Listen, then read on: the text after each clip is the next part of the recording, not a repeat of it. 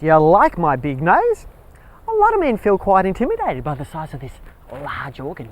I try to tell them that it's not real, but they don't believe me. I say that you too can have a plastic latex nose enlargement just like me, but they think I'm a natural.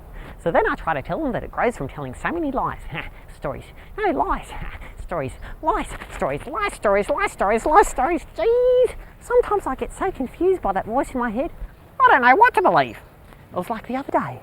I was walking through the forest on the way to Auntie Pixie's barbecue when suddenly I heard a little clunk on the forest floor, and I looked down, and there staring up at me was one of my voices. It had fallen out of my head, and it looked at me and it went, "Geez, crikey, you're an ugly bugger.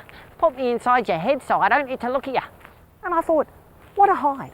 Not only does this fella curse me when he's in my head, he curses me when he's out. So I decided to scoop him up into a napkin, and I thought I'd take him to Auntie Pixie's barbecue and roast him.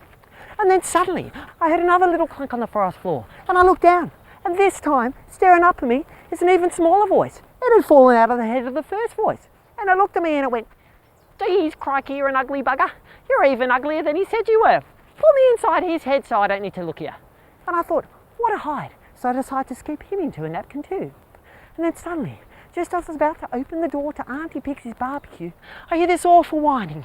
"Oh, please, mister, please don't hurt us. Put us inside your head and we'll be your best friend."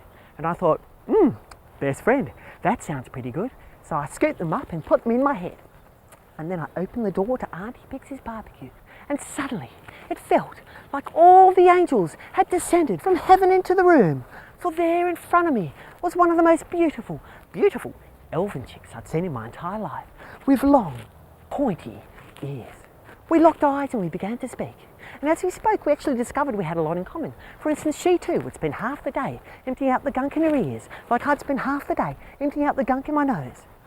But then suddenly, I heard this voice in my head, "What if I smell?" And I started to think, "Oh, don't worry about that, Ravi Oli. Just keep your eyes focused on the prize."